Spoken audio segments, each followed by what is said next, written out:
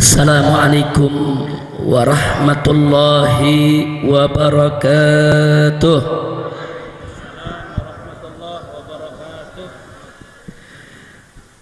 Bismillah walhamdulillah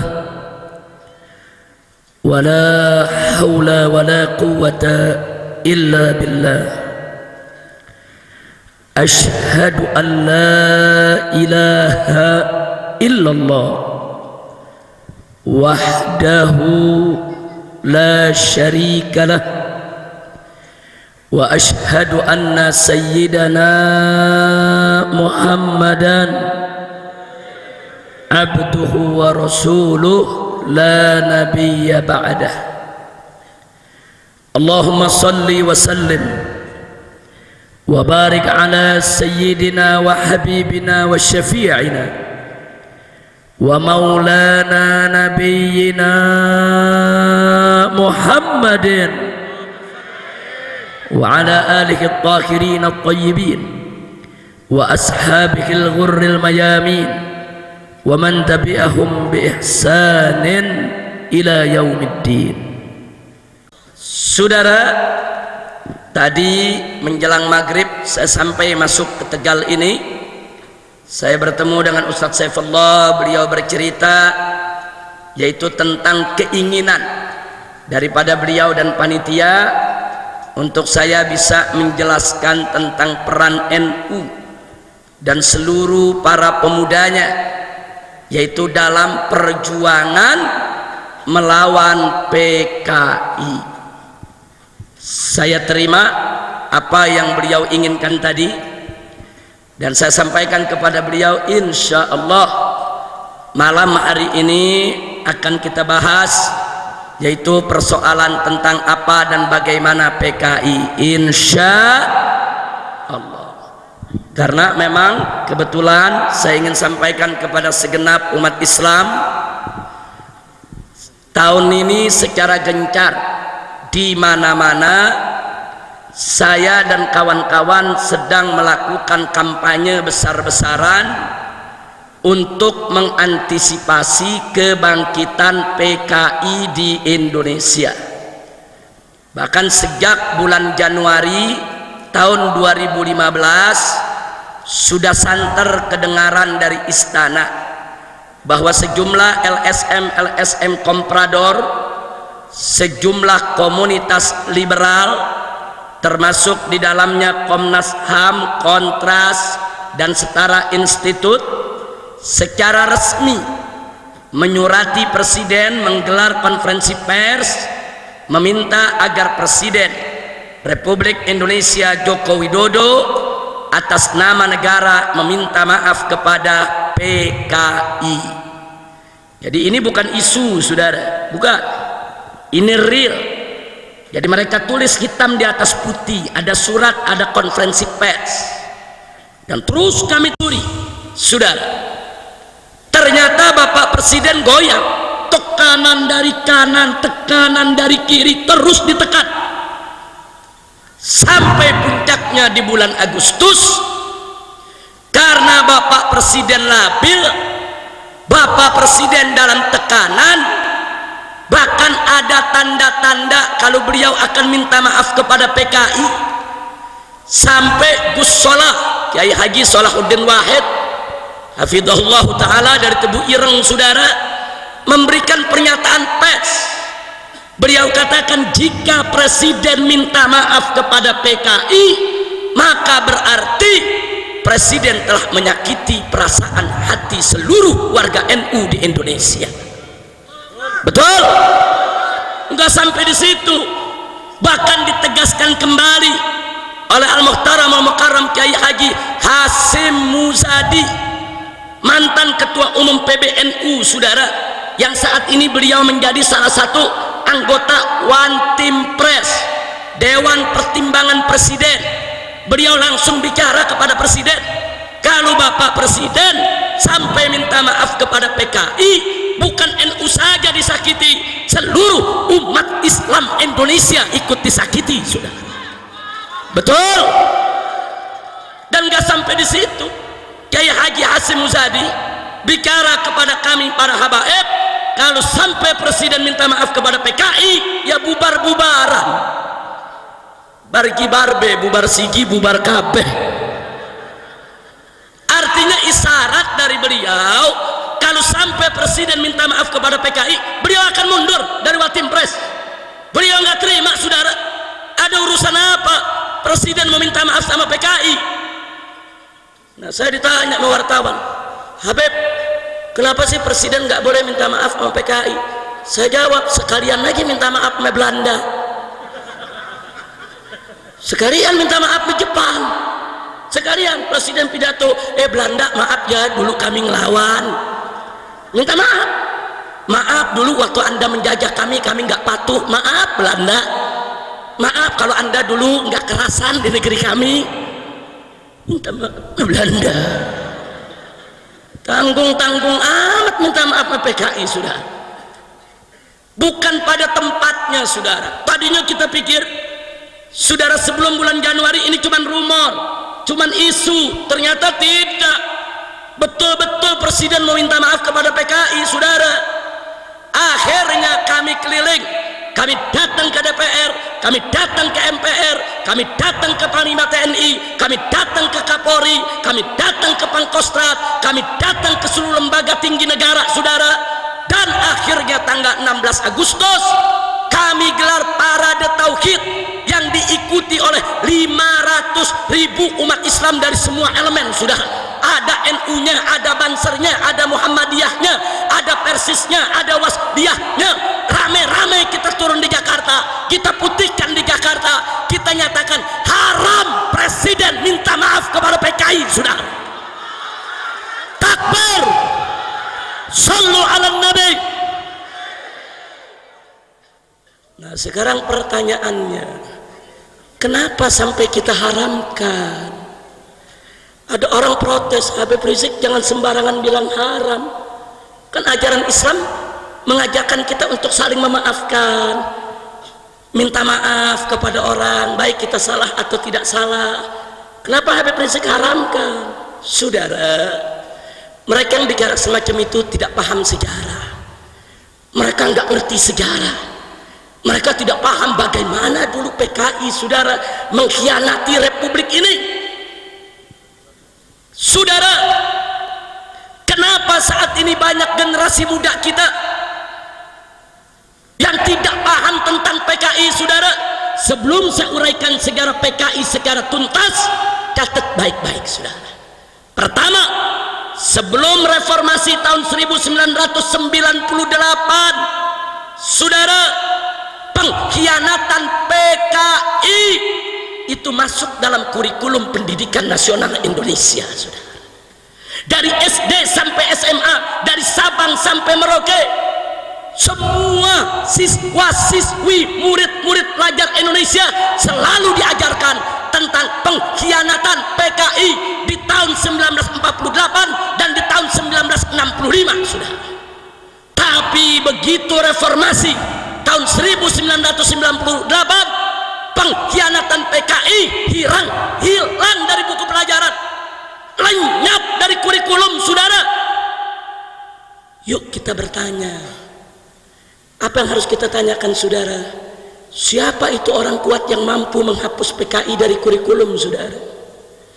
Kalau orang biasa, orang lemah, nggak bisa menghapus kurikulum PKI, saudara.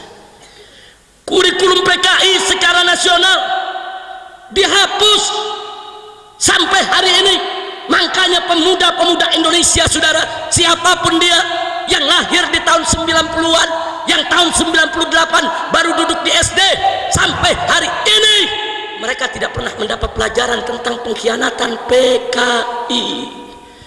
Mereka nggak tahu siapa PKI, saudara. Nggak sampai di situ. Sebelum tahun 1998, saudara, televisi nasional, baik itu TVRI maupun televisi swasta, diharuskan setiap tanggal 30 September untuk memutar ulang film dokumenter tentang pengkhianatan G30S PKI, saudara. Tapi setelah reformasi 98, semua televisi tidak ada lagi yang berani untuk memutar film dokumenter. G30 SPKI dilarang.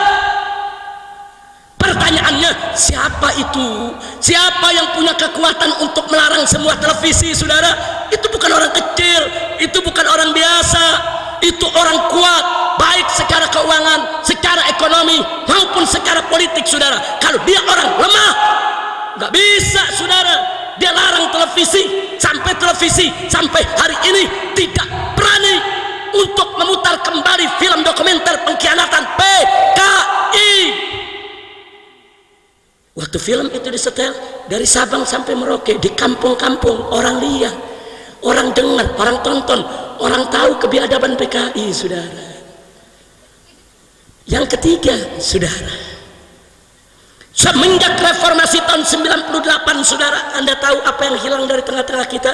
Dulu sebelum tahun 98, setiap orang akan menjadi pejabat publik, mau jadi bupati, mau jadi wali kota, saudara, mau jadi gubernur, mau jadi anggota dewan, baik dari DPR tingkat pusat sampai daerah, wajib untuk mengikuti litsus, saudara. Ada litsus. Apa itu litsus? Penelitian khusus.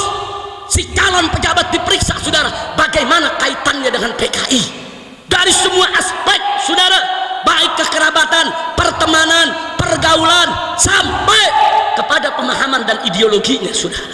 Kalau teridentifikasi seorang calon pejabat ada paham-paham PKI, ditolak, nggak bakal dilantik, dibatalkan. Tapi sekarang, saudara, di DPR RI kita punya daftarnya, tidak kurang dari 100 anggota DPR RI. Mereka adalah orang-orang yang sampai hari ini tetap mengkampanyekan ideologi PKI. Bisa jadi anggota DPR RI, bahkan ada yang bangga,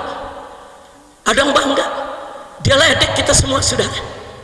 Dia masuk ke salah satu partai, kemudian masuk menjadi anggota DPR RI, saudara.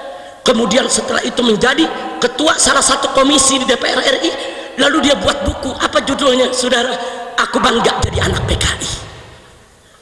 Enggak sampai di situ, dia bikin buku lagi dengan judul Anak PKI Masuk Parlemen. Maksudnya dia mau ledek kita semua, dia mau ledek kiai, dia mau ledek pesantren, dia mau ledek umat Islam. Aku anak PKI, mau apa? Aku sekarang di DPR, mau apa? Masya Allah, saudara, kita umat Islam tentu tidak memusuhi anak-anak PKI. Yang salahkan dulu orang tuanya, bukan anaknya. Dalam Islam tidak ada dosa keturunan, saudara. Tapi tolonglah anak-anak PKI tersebut, saudara, jangan lagi mengkampanyekan ideologi bapaknya. Sudahlah, mafat-tafat yang sudah berlalu biarkan dia berlalu. Bapaknya dulu salah, ya sudah salah, doakan saja semoga diampuni oleh Allah. Tinggal anak-anaknya jangan melanjutkan ideologinya, saudara. Ayo menyatu dengan umat Islam. Silakan mereka ikut NU, ikut Muhammadiyah, ikut majelis taklim, anak-anaknya masuk pesantren, biar besok bisa jadi ustadz, jadi kiai, saudara. Kita tidak memusuhi mereka, tidak. Saya juga tidak setuju kalau anak-anak keturunan PKI dipres, ditekan, dimusuhi, hak politiknya dikebiri, nggak boleh. Mereka punya hak ekonomi, hak politik, hak sosial yang tidak boleh kita ganggu. Tapi syarat, mereka tidak boleh lagi mengkampanyekan ideologi PKI. Mereka tidak boleh lagi memperjuangkan kebangkitan PKI. Mereka tidak boleh lagi menghidupkan PKI di Republik ini. Betul? Takbir. Sallu ala nabi. Jadi, saudara, pertanyaannya, siapa itu yang menghapus litsus itu dari DPR, saudara, dari pejabat publik, saudara? Itu bukan orang biasa. Kalau orang biasa nggak bisa menghapus litsus, saudara. Itu orang yang punya kekuatan politik, kekuatan ekonomi, kekuatan uang, saudara. Makanya di sini perlu saya katakan, kalau ada pejabat atau siapapun mengatakan, saudara, tidak usah cerita PKI, PKI masa lalu, PKI sudah finish, PKI mustahil bangkit kembali, bohong, saudara. Kalau ada yang bicara semacam itu, mereka sedang meninak bobokan masyarakat Indonesia, supaya kita lalai, supaya kita tidak waspada, supaya PKI dengan leluasa bangkit kembali di tengah-tengah kita. Dan ini kenyataannya, saudara. Insya Allah, gara-gara kita pikir oh PKI udah selesai, PKI udah habis, PKI mustahil bangkit lagi. Saudara, tahu-tahu apa yang terjadi? Kurikulum pengkhianatan PKI hilang dari sekolah, film dokumenter pengkhianatan PKI hilang dari televisi. Saudara, litsus penelitian khusus untuk calon pejabat saudara dihapuskan. Saudara, hati-hati saudara, mereka sedang menyusun kembali kekuatan saudara. Maka jangan salahkan saya kalau saya mengatakan, mereka mengatakan komunis sudah habis, komunis sudah selesai. Mereka sebetulnya sedang meninak bobokan kita supaya kita lalai, supaya kita tidak waspada. Nah buktinya sekarang kita lihat, kalau kita buka internet, berapa banyak anak-anak muda kita yang tidak tahu PKI, bela PKI saudara, atas nama hak asasi manusia, atas nama kebebasan saudara. Berapa banyak mereka bela-bela PKI, mereka bilang PKI baik, PKI pejuang, PKI pahlawan, PKI revolusioner. Nah, karena itu pada malam hari ini yuk kita belajar dari sejarah. Allah berfirman dalam Al-Quranul Karim, faqala ta'ala fa'tabiru ya ulil absar, ambillah pelajaran wahai mereka yang punya akal pikiran, punya hati nurani. Jangan lalai dari sejarah kita saudara, karena Nabi berpesan orang beriman itu tidak jatuh dalam satu lubang dua kali saudara. Jangan sampai nanti kita jatuh lagi, terjebak oleh paham-paham PKI yang ingin menghancurkan kita saudara. Nggak sampai di situ, umat Islam saudara harus merapatkan barisan. Jangan melulu kita ribut soal khilafiyah di antara kita saudara. Jangan, yuk kita rapatkan barisan kita, kita satukan potensi kita saudara. Karena jika kita tidak bersatu dari hari ini, besok begitu PKI bangkit, kita hanya akan menjadi korban mereka saudara. Hati-hati Pak Bu ya. Maka itu saya mau tanya pada malam hari ini, siap untuk mengkaji soal PKI? Saya mau tanya semua, siap mengkaji soal PKI? Mau tahu PKI? Betul, takbir, sallu ala. Saya akan uraikan soal PKI secara rinci. Nanti Anda yang menilai saudara, apakah presiden pantas minta maaf kepada PKI atau tidak. Nanti Anda yang menilai, apakah PKI itu pejuang atau pecundang, apakah PKI itu pahlawan atau bajingan saudara. Nanti Anda yang menilai. Saya hanya memberikan informasi sejarah yang bisa dipertanggungjawabkan, bukan konon katanya saudara. Tidak, ada arsipnya, ada dokumennya, ada foto-fotonya saudara, arsip nasional. Nah, karena itu saudara, di awal ceramah ini juga saya ingin mengingatkan kepada semua akan amanat Allah subhanahu wa ta'ala dalam Al-Quran. Faqala ta'ala wa'tasimu bihablillahi jami'a wa la tafarraqu. Berpegang teguhlah kamu sekalian kepada hablullah, tali Allah, agama Allah, hukum Allah, aturan Allah, dan jangan sekali-kali kamu berpecah belah. Kita harus bersatu dalam iman dan Islam, kita harus bersatu dalam akidah, kita harus bersatu dalam menegakkan Islam, kita harus bersatu dalam menegakkan hukum Allah, kita harus bersatu dalam iman dan takwa kepada Allah subhanahu wa ta'ala. Saya mau tanya semua, siap bersaudara, siap bersatu, siap bela Allah dan Rasulnya, siap bela Islam, siap bela negara Indonesia? Takbir, sallu ala nabi, Allahumma salli wa sallim wa barik alaih. Kita mulai saudara, perhatikan baik-baik khususnya generasi muda yang mau tahu tentang PKI, dan nanti kita lihat bagaimana dahsyatnya peran NU dan Banser dalam melawan PKI saudara. Kita mulai dari tahun 1914 saudara, sebelum kemerdekaan Indonesia. 85 tokoh komunis dari Belanda datang ke Indonesia mendirikan Perserikatan Buruh Sosialis Demokratik saudara, diberi nama ISDV. ISDV itu singkatan dari Indiski Sosialis Demokratik Veriniki, yang artinya Serikat Buruh Sosialis Demokratik yang berpaham komunis, yang berkiblat kepada Uni Soviet. Kenapa ISDV ini didirikan di Indonesia oleh 85 tokoh komunis Belanda? Karena Partai Sosialis di Belanda hendak menggoyang pemerintahan Hindia Belanda, saudara. Kenapa mau digoyang? Karena pemerintahan Hindia Belanda, saudara, berpaham kapitalis. Jadi mereka mau goyang stabilitas politik untuk mereka jatuhkan pemerintah kapitalis yang berkuasa, agar mereka bisa kudeta ganti dengan pemerintahan komunis Belanda, saudara. Dan mereka melihat bahwa ladang Belanda ada di Indonesia. Belanda mengambil segala kekayaan Indonesia, rempah-rempah, segala macam produk pertanian, ladang, persawahan, kekayaan Belanda diambil dari Indonesia, saudara. Maka itu tokoh-tokoh komunis ini melihat goyang Indonesia, niscaya goyang pemerintahan Hindia Belanda. Kalau pemerintah Hindia Belanda sudah goyang, rubuhkan kapitalis, ganti dengan komunis, saudara. Itu manifesto politik mereka, saudara. Didirikanlah dan dipimpin oleh tokoh komunis Belanda yang bernama Henk Sneevliet, saudara. Apa yang dilakukan oleh serikat buruh ini? Dia merekrut para petani dan para buruh di kampung-kampung, saudara. Buru-buru perkebunan, buru-buru pelabuhan, saudara, buru-buru stasiun, terminal, di mana-mana, pabrik-pabrik, mereka rekrut, termasuk para petani, saudara, dengan janji kalau ikut ISDV mereka akan terlindungi secara hukum maupun politik, saudara, karena mereka resmi disetujui oleh pemerintah Belanda, sehingga pemerintah Belanda nggak sembarangan berani ganggu buruh dan tani. Dengan janji itu, saudara, berapa banyak rakyat yang tergoda, terjebak ikut ISDV, saudara, karena ada janji perlindungan, ada janji keamanan, saudara. Mereka ikut rame-rame. 3 tahun kemudian, di tahun 1917, saudara, ISDV terang-terangan membentuk DSI, Dewan Soviet Indonesia, saudara. Dia tunjukkan warnanya kalau dia bekerja sama dengan Uni Soviet yang ketika itu menjadi biang komunisme internasional, biang komunisme dunia, saudara.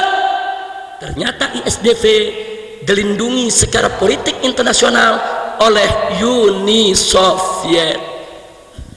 Lalu apa yang terjadi setelah itu, saudara? Atas arahan Uni Soviet, di tahun 1917 ISDV menggerakkan petani, menggerakkan buruh. Mereka tes gas, mereka coba-coba, saudara, bikin percobaan kerusuhan. Mereka bakar pabrik, mereka bakar perkebunan, mereka bakar pertokoan, saudara. Di mana-mana tes gas. Mereka mau uji coba, saudara, bisa tidak menggoyang Belanda, saudara. Akhirnya, saudara, mereka semua ditangkap oleh Belanda. Belanda turun mengatasi kerusuhan yang ada, saudara.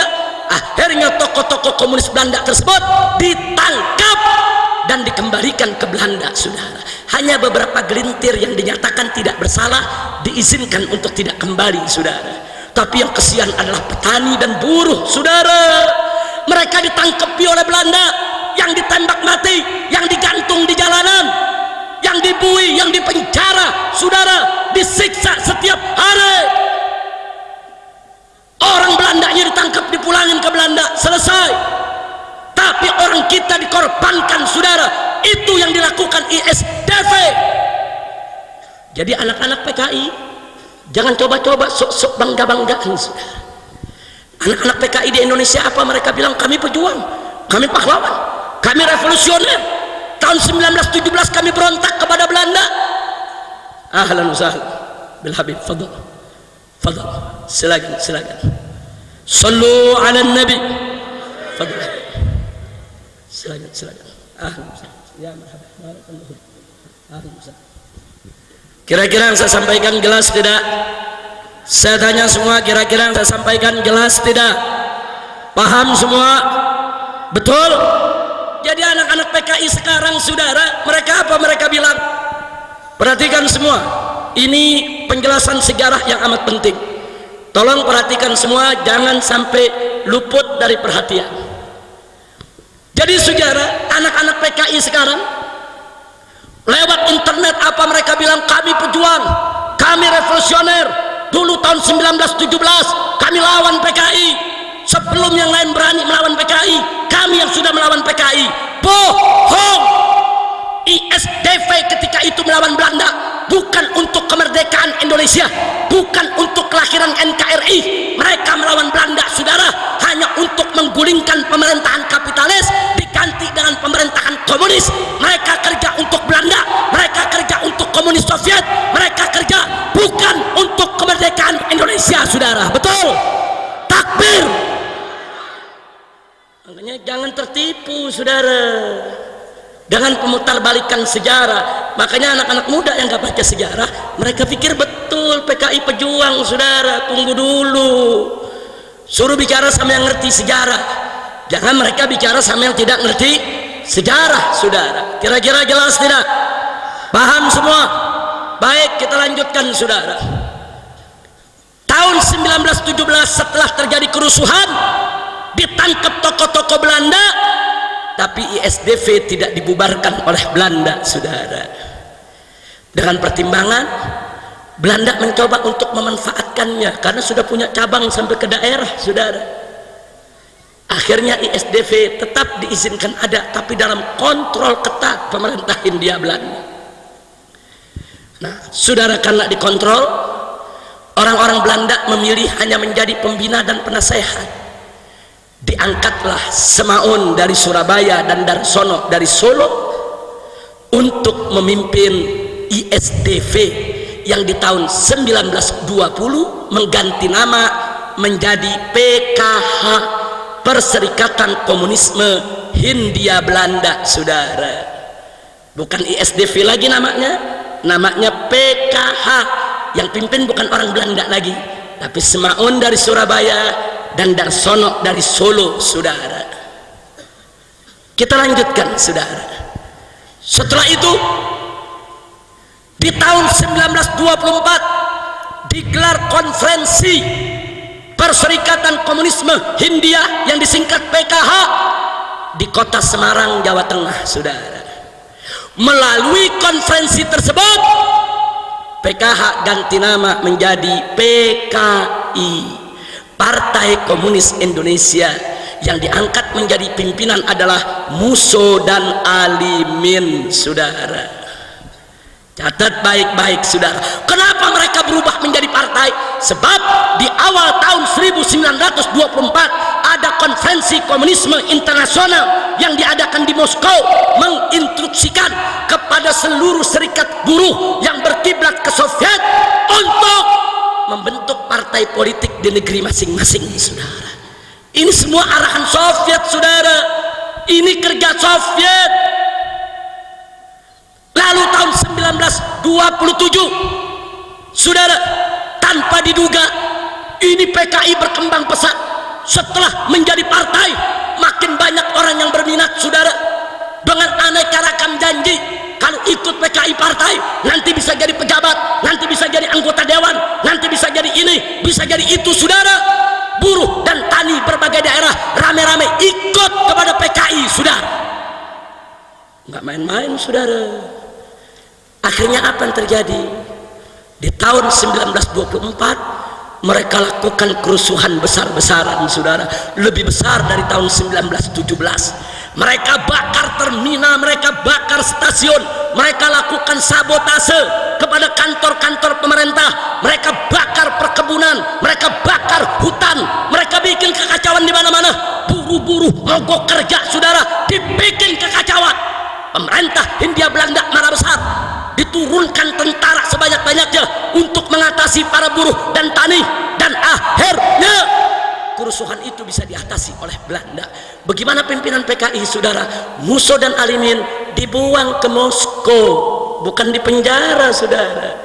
Dibuang ke Moskow atas permintaan Uni Soviet. Di Moskow dia punya rumah, di Moskow punya mobil, di Moskow dia dapat gaji, saudara. Agen KGB, agen rahasia Uni Soviet. Lalu bagaimana dengan rakyat, petani dan buruh, saudara, yang diprovokasi, yang dihasut untuk melakukan kerusuhan?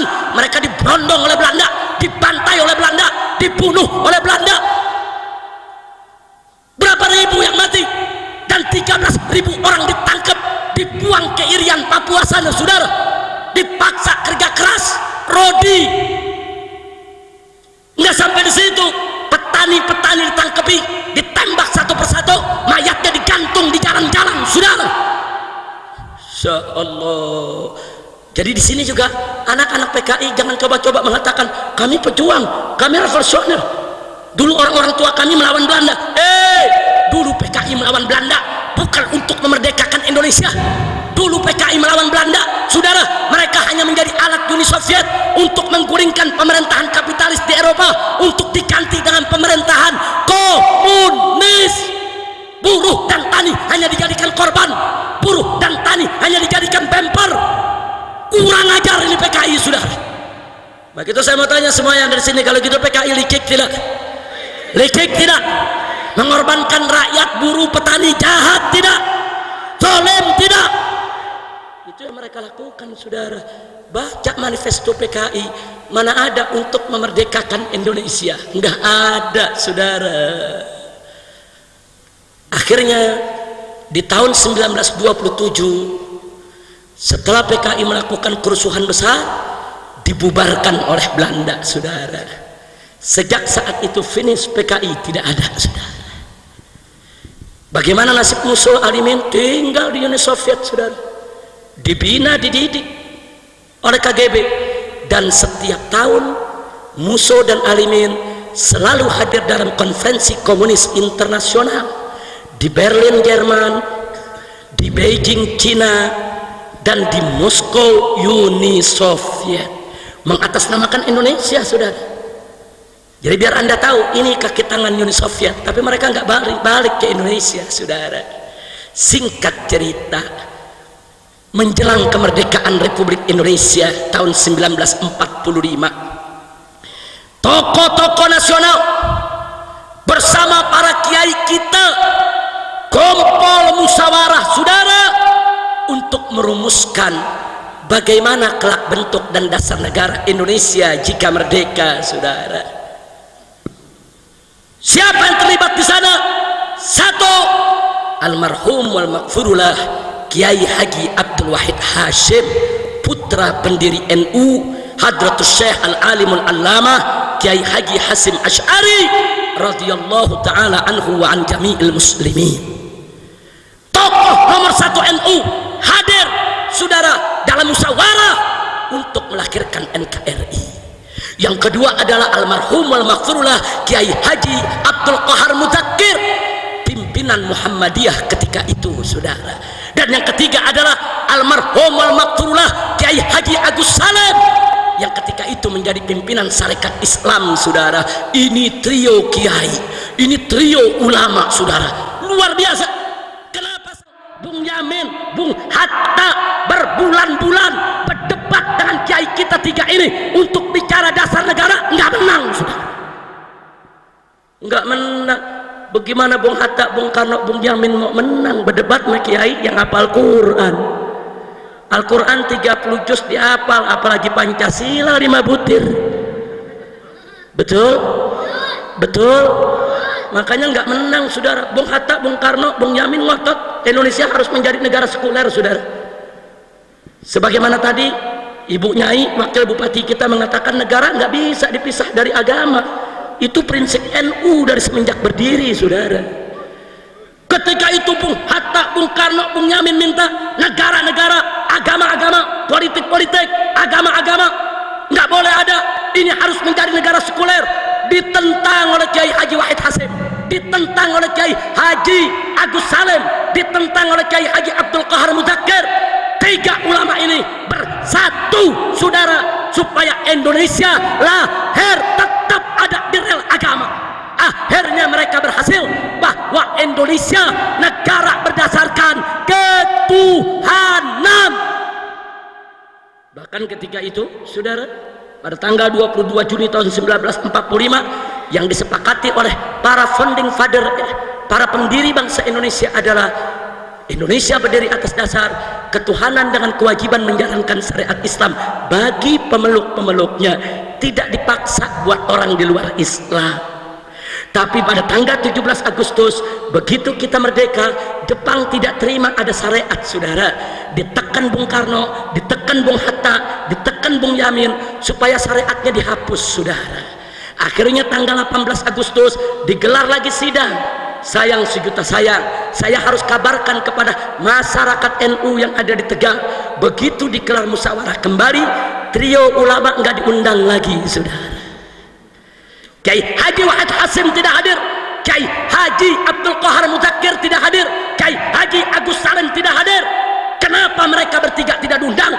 Karena Bung Hatta, Bung Yamin, dan juga saudara Bung Karno, mereka tahu kalau tiga kiai ini diundang nggak menang berdebat, saudara. Mereka udah tahu kok, berbulan-bulan berdebat sama kiai soal dasar negara, saudara, nggak menang. Akhirnya ketuhanan diganti, ketuhanan dengan kewajiban menjalankan syariat Islam bagi pemeluk-pemeluknya, dengan kewajiban dan seterusnya dicoret, dihapus, saudara. Hanya tinggal ketuhanan. Tapi ketika itu orang-orang NU yang hadir, walaupun tidak sekaliber Kiai Hasim, Kiai Wahid Hasim, orang-orang Muhammadiyah yang hadir termasuk Ki Bagus, saudara, mereka protes, mereka tentang, terjadi perdebatan. Akhirnya kelompok Islam mengalah, tapi dengan syarat boleh dihapus dengan kewajiban menjalankan syariat Islam bagi pemeluk-pemeluknya, tapi syarat ketuhanannya ditambah yang Maha Esa. Bung Karno setuju, Bung Hatta setuju, saudara. Begitu juga Bung Yamin. Jepang juga nggak keberatan, saudara. Inilah, saudara, inilah pertolongan Allah. Wayam kuruna wayam kurullah wallahu khairul makirin. Mereka berusaha menghapus syariat dari dasar negara, dihapus, tapi tanpa mereka sadari syariat dihapus, tauhid yang datang, saudara. Saya mau tanya, ketuhanan yang Maha Esa, saudara, siapa Tuhan yang Maha Esa? Jawab yang kompak, siapa Tuhan yang Maha Esa? Siapa Tuhan yang Maha Esa? Siapa Tuhan yang Maha Esa? Syariat dihapus, gantinya tauhid, saudara. Subhanallah. Jepang nggak sadar, saudara, syariat hilang, diganti tauhid, naik pangkat, saudara. Alhamdulillah. Itu cerdasnya orang NU dulu, itu cerdasnya orang Muhammadiyah dulu, itu cerdasnya para kiai dulu yang berjuang untuk mendirikan negara Republik Indonesia. Bagus tidak? Bagus tidak? Saya tanya, kalau begitu jasa NU dalam mendirikan NKRI besar tidak? Besar tidak? Nggak bisa dihapus dari lembaran sejarah, saudara. Tanpa NU jangan mimpi NKRI ini hadir, tanpa NU jangan mimpi Pancasila itu ada, saudara. Tanpa NU jangan mimpi dasar negara kita ketuhanan yang Maha Esa. Dengan izin Allah Subhanahu wa Ta'ala, dengan rahmat dan berkahnya, NU Muhammadiyah Syarikat Islam saat itu bersatu untuk melahirkan NKRI yang berdasarkan ketuhanan yang Maha Esa. Sekali lagi bersyukur, alhamdulillah. Kira-kira jelas tidak? Nah, saya mau tanya, ada PKI ikut rapat? Nggak ada. Ada PKI ikut musyawarah? Enggak ada, saudara. PKI udah bubar. Musuh Arimin ada di Soviet, saudara. Enggak ada mereka ikut merumuskan lahirnya negara kesatuan Republik Indonesia. Enggak ada PKI ikut rapat, enggak ada PKI ikut musyawarah, enggak ada PKI ikut sidang melahirkan negara. Tidak ada. Yang melahirkan negara Republik Indonesia adalah saudara Kiai Haji Wahid Hasim, Kiai Haji Abdul Qahar Mudzakkir, Kiai Haji Agus Salim, Bung Karno, Bung Hatta, Bung Yamin, dan kawan-kawan yang ikut dalam sidang BPPKI, saudara. Itu yang melahirkan Republik Indonesia. Tidak ada PKI. Kira-kira jelas tidak? Paham tidak? Alhamdulillah. Ada PKI ikut dalam melahirkan Republik? Ada, saudara. Lanjut. Panjang ini. Lanjut jangan. Udah malam. Udah terus. Mau hujan. Warabobo. Lanjut. Nih bisa panjang sampai pagi nih. Boleh sampai pagi? Boleh sampai pagi? Ente sampai pagi, aneh pulang. Masya Allah. Baik, kita lanjutkan, saudara. Tibalah kemerdekaan Republik Indonesia. pada tanggal 17 Agustus tahun 1945. Begitu kita merdeka, saudara, membentuk pemerintahan, tidak ada satu PKI pun yang dilibatkan dalam pemerintahan, saudara. Yang terlibat dalam pemerintahan adalah tokoh-tokoh nasional dan para ulama, para kiai dari NU, Muhammadiyah dan Sarekat Islam. Mereka yang dilibatkan, saudara, dan mereka sepakat Soekarno sebagai presidennya, Bung Hatta sebagai wakilnya, walaupun belum ada pemilu, saudara. Ketika itu belum ada pemilu, saudara, tapi mereka sepakat untuk menyelamatkan negara, di mana Bung Karno, Bung Hatta mendapatkan tugas untuk menjaga stabilitas negara, menjaga kedaulatan kemerdekaan Republik Indonesia sampai bisa digelarnya pemilihan umum, saudara. Bagus tidak? Saya tanya umat Islam, kompak begitu? Bagus tidak?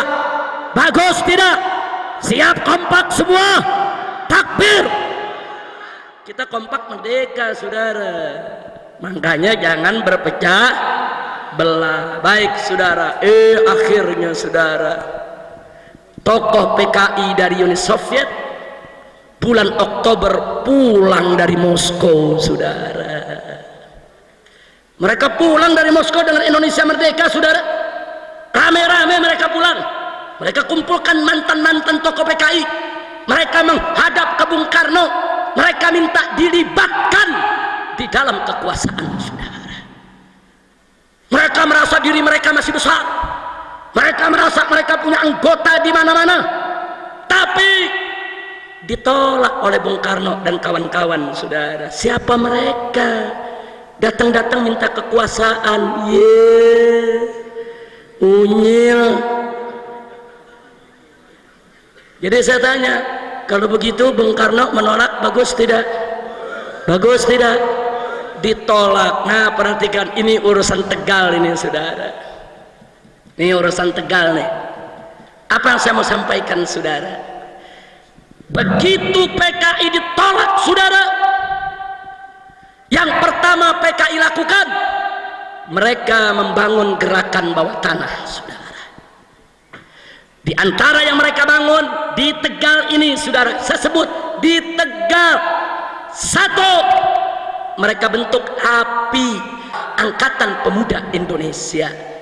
Dua, mereka bentuk AMRI, saudara, Angkatan Muda Republik Indonesia. Mereka bentuk di Tegal sampai ke Selawi, saudara. Mereka bentuk di Tegal, lurah-lurah dan camat-camat mereka datangi. Mereka paksa untuk ikut PKI. Yang nggak mau mereka ancam untuk dibunuh. Ada lurah di Tegal yang diculik dibunuh, camat di Tegal yang diculik dibunuh, saudara, karena tidak mendukung PKI.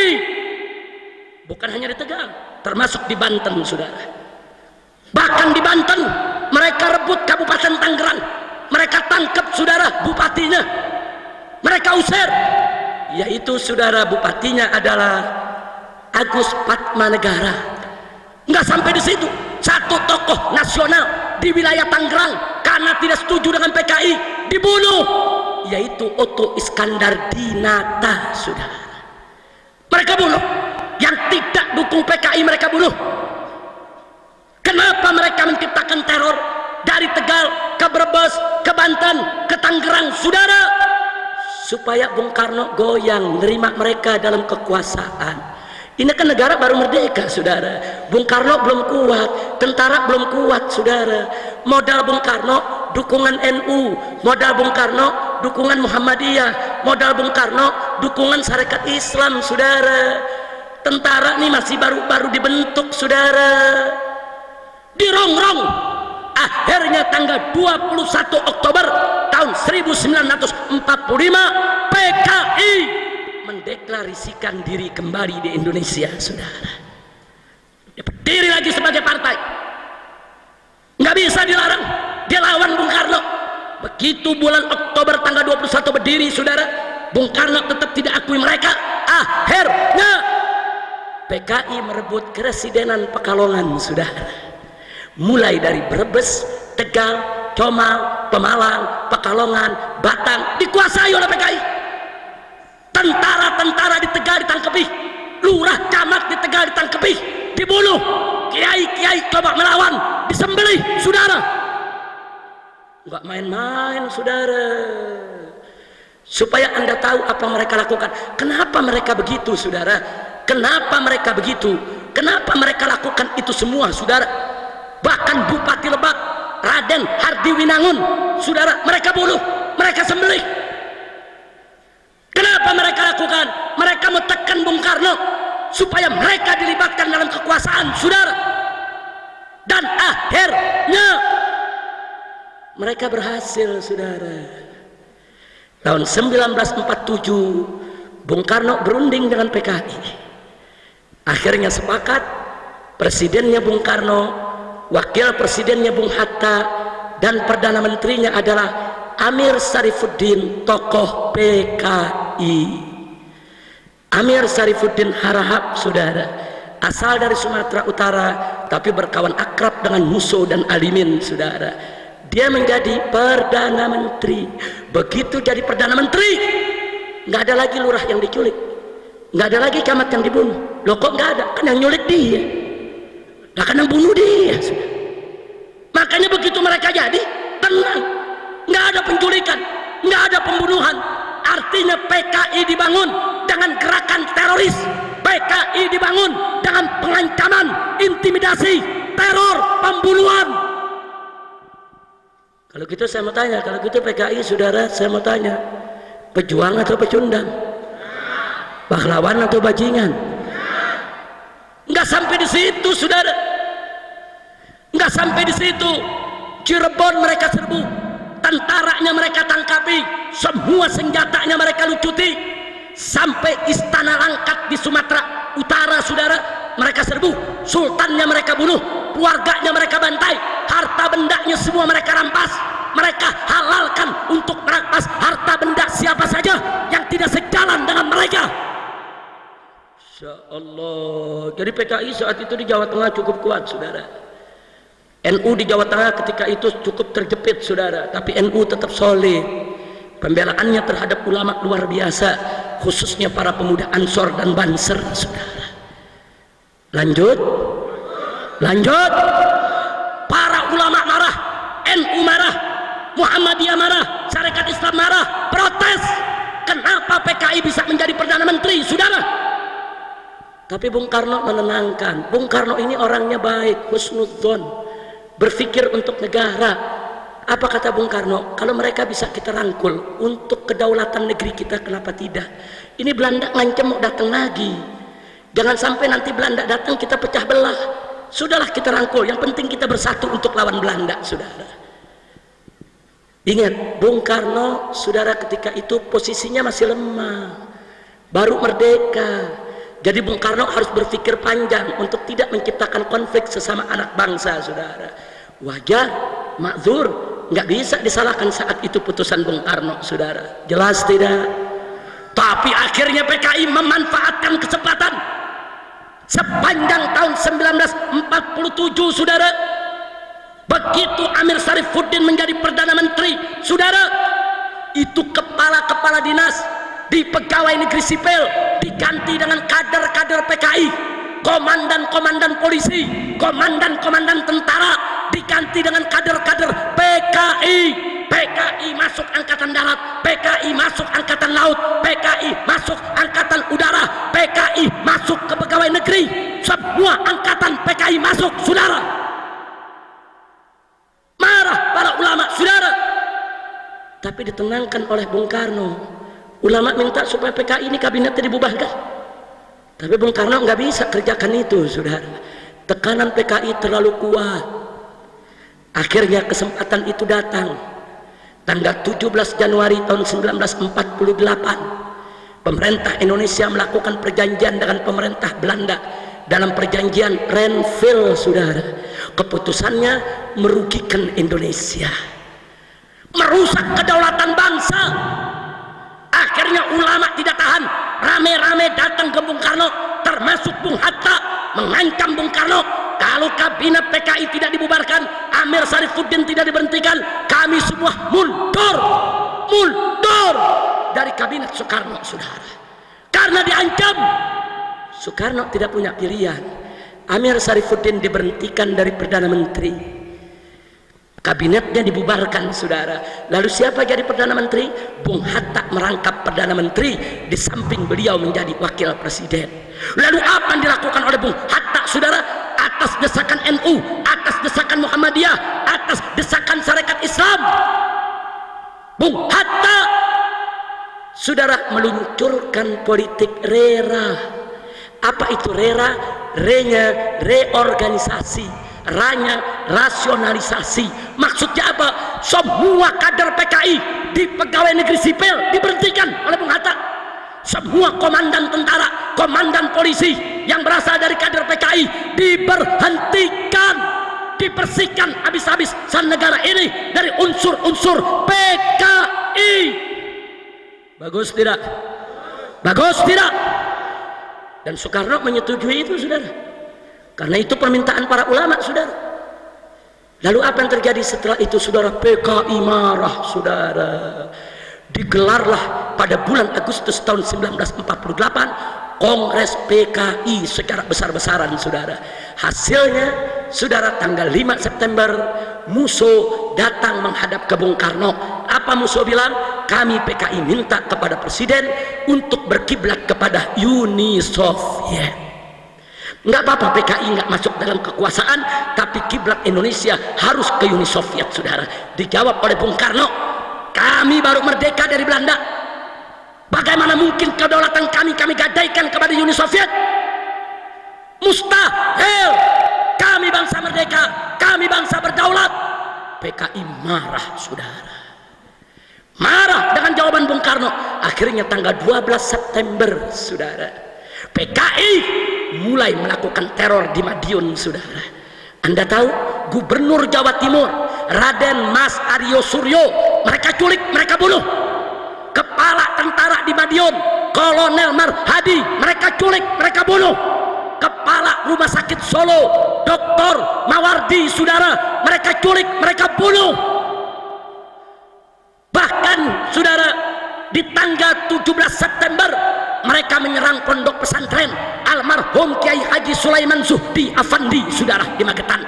Mereka serbu, santrinya mereka bantai, 108 orang mereka tangkap. Kiainya, ustadznya, lurahnya, camatnya, kepala polisinya, kepala tentaranya, 108 orang mereka seret ke pabrik gula Gorang Gareng, saudara, dan mereka sembelih satu persatu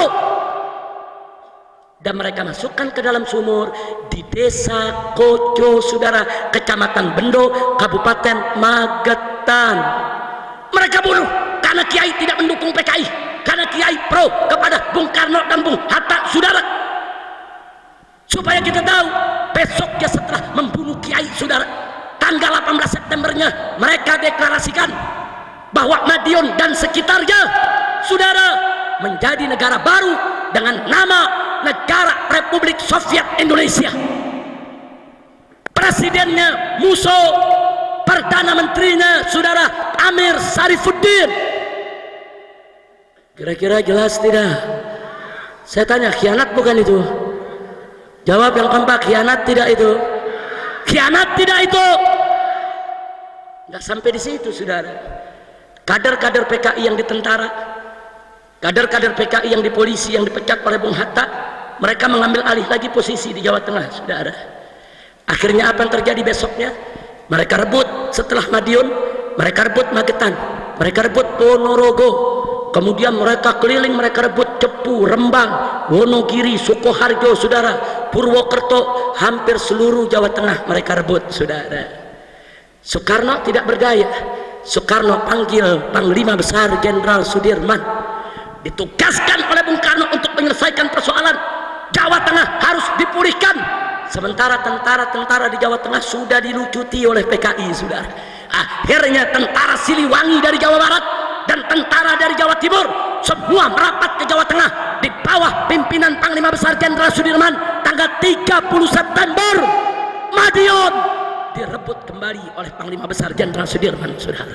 Dan akhir bulan November baru seluruh Jawa Tengah bisa dikuasai kembali oleh NKRI, saudara.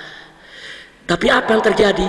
Begitu 30 September PKI terusir dari Madiun, mereka meluncur ke arah Magetan sepanjang jalan.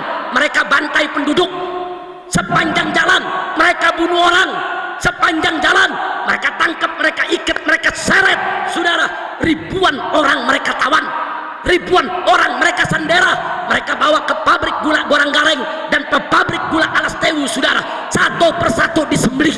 Saking banyaknya yang disembelih, darah yang mengalir sampai ke betis kaki manusia. Saudara,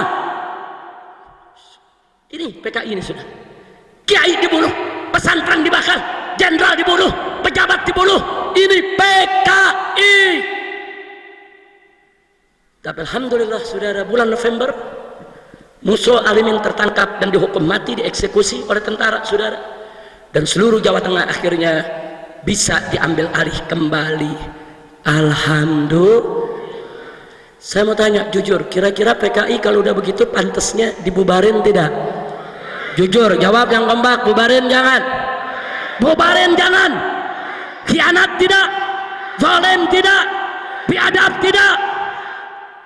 Tapi sayang, sejuta sayang, Bung Karno memutuskan tidak membubarkan PKI. Saudara, NU protes, Muhammadiyah protes. Apa jawab Bung Karno?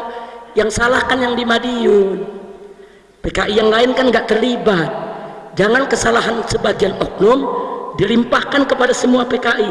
Itu alasan Bung Karno. Saudara, akhirnya PKI tidak dibubarkan, melainkan PKI menggelar kongres kembali tahun 50 dan mengganti kepemimpinan. Saudara, karena Muso udah dihukum mati, Alimin udah dihukum mati, kali ini yang memimpin adalah DN Aidit, Dipo Nusantara Aidit. Saudara, dan satu lagi adalah Nyoto. Tahun 50 saudara, mereka menjadi pimpinan PKI. Apa yang mereka buat saudara? Ini mereka habis berontak, habis bunuh orang, habis bantai kiai. Bagaimana caranya supaya rakyat melupakan itu saudara? Mereka tahu rakyat cinta Bung Karno, rakyat hormat Bung Karno. Akhirnya mereka memakai politik, jilat habis-habisan Bung Karno. Saudara, mereka pakai politik menjilat. Saudara, mereka jilat, mereka banggakan Bung Karno, mereka puji-puji Bung Karno, segala program Bung Karno mereka dukung. Tidak ada mereka tolak. Siapa nyerang Bung Karno mereka lawan habis-habisan, dan mereka berhasil mengambil hati Bung Karno. Saudara, akhirnya Bung Karno sangat akrab kepada mereka, sehingga akhirnya mereka diizinkan untuk ikut pemilihan umum pertama di Indonesia tahun 1955. Begitu ikut pemilu, mengejutkan, mereka menang jadi 4 besar. Saudara, ketika itu 4 besar partai saudara yang menang pemilu, saudara, NU, Masyumi, PNI partainya Bung Karno, dan PKI. 4 besar. Saat itu saudara yang milih PKI 1.500.000 orang. Itu anggota PKI di Indonesia. Saudara, di tahun 55 mereka bisa bangkit lagi. Saudara, akhirnya setelah pemilu 55 saudara, di tahun 57 ulama melihat PKI ini berbahaya. PKI ini masuk ke kampung-kampung, menipu orang, menjebak orang, menyerang agama, saudara, menyerang kaum sarungan, menghina kiai. Akhirnya digelarlah musyawarah ulama Indonesia di Palembang pada tahun 1957. Saudara, hasilnya meminta kepada Presiden Bung Karno untuk membubarkan PKI.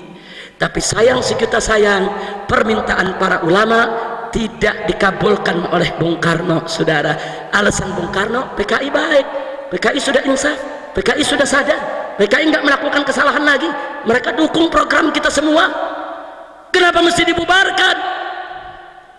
Akhirnya tahun 1958 segelintir tokoh agama bergabung dengan segelintir tentara yang kecewa kepada Bung Karno karena memanjakan PKI.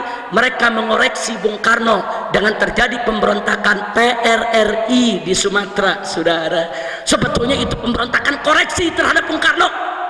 Sejumlah saudara militer dan sejumlah tokoh agama nggak terima Bung Karno begitu manjakan PKI, begitu beri kesempatan kepada PKI. Tapi PRRI tidak kuat. Saudara, dia hanya sekedar koreksi, akhirnya bisa diatasi. Saudara, lalu apa yang terjadi saudara setelah itu? Tahun 1958 saudara, Nah, setelah terjadi pemberontakan daripada PRRI, saudara, tahun 58, saudara, PKI makin dimanjakan oleh Bung Karno.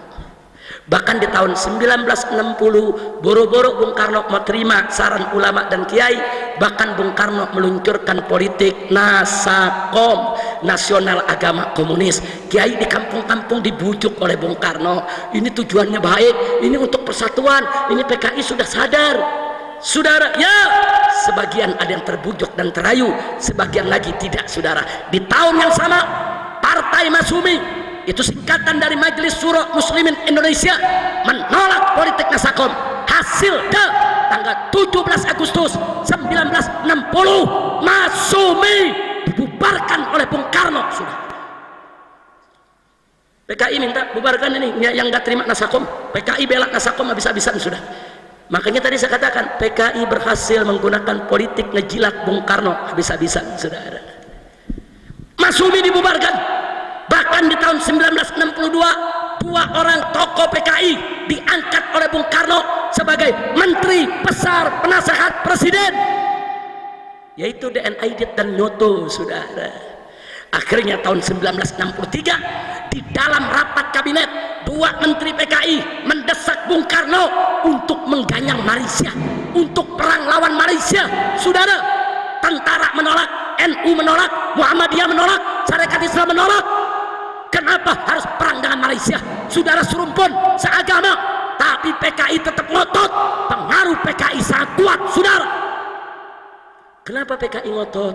Karena ada instruksi dari Uni Soviet bahwa Partai Komunis Malaysia lemah, mau dibubarkan oleh pemerintah Malaysia, maka itu Malaysia harus digoyang. Kalau Malaysia digoyang, Partai Komunis Malaysia tidak bubar, saudara. Luar biasa liciknya, saudara. Enggak sampai di situ, sengaja dijorokin Bung Karno untuk perang dengan Malaysia, karena mereka punya program lain, saudara. Mari kita lanjutkan, saudara.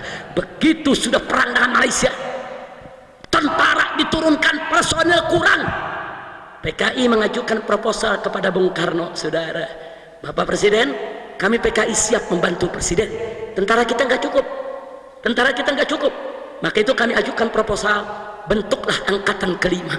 Sudah punya 4 angkatan, ada angkatan darat, angkatan udara, angkatan laut, angkatan kepolisian. Kita perlu angkatan kelima, yaitu angkatan buruh dan tani, saudara. Buruh dan tani yang terdidik hanya buruh dan tani PKI, saudara.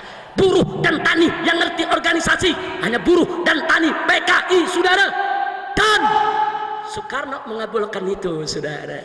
Kalau Anda jalan-jalan ke Jakarta, mampir sebentar di Menteng Perapatan, saudara. Di sana ada patung tani.